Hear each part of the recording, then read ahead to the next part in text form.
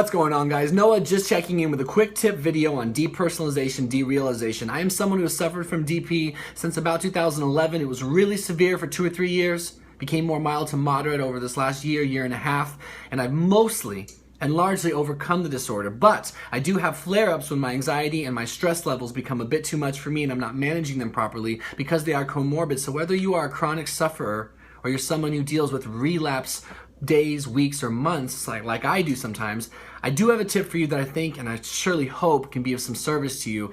In my experience with DPDR and being in touch with so many people on this platform that deal with it, I have accumulated a few things that have worked pretty well for me, and I do think it can be of some service to you. Now, this tip is a simple tip, but if you apply it and you take it seriously and master it and go to it, it should be able to help.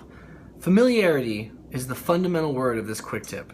Being in familiar places, around familiar people, and doing familiar things really help when my depersonalization is flared up. An example might be, if I'm in a situation where I feel it all spinning out of control, that detached feeling is rising, that pressure in my head, the dreamlike state is becoming a bit too much, and I feel the anxiety starting to ramp up, I might go around my fiance Jessie and make sure I'm close to her if I can be. Or my parents are still a source of comfort and hope for me, and I'll go around them. People that can reconnect me to the life I had prior to my depersonalization are invaluable in making me realize I'm still here, I'm still functioning, and I haven't gone crazy, despite the fact that when you're in DP, you feel like you're going crazy. And that same principle applies to things.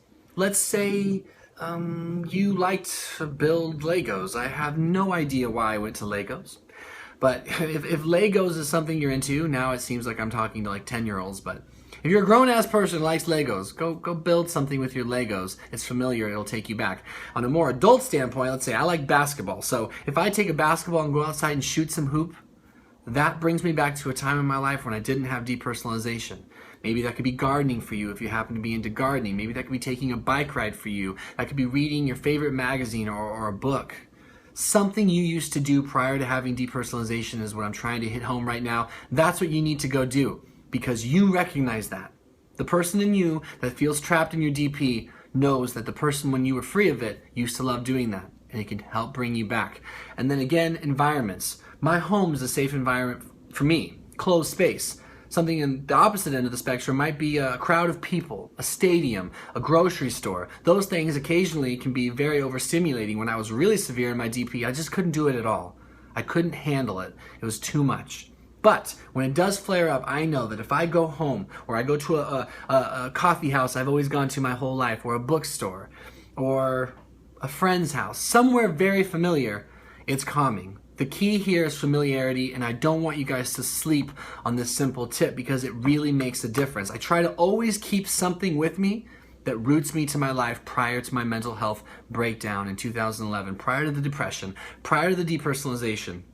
Keep things in place that center you and take you back to a happier, lighter, better time. It'll help you stay calm. It'll help you realize you are still there and you haven't lost your sense of reality.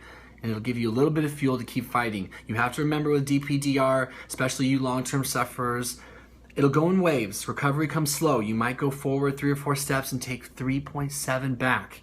But you will make recovery so long as you are actively pursuing the next and best possible thing for your mind and body each and every day.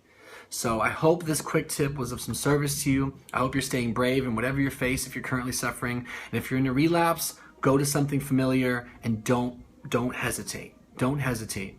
Go to something, someone, or some activity, somewhere familiar. All right, my name is Noah. Let me know in the comments below if you have another quick tip. Your information is invaluable to me, and it could help a lot of other people too. I appreciate you. We'll see you guys in the next video. Take good care.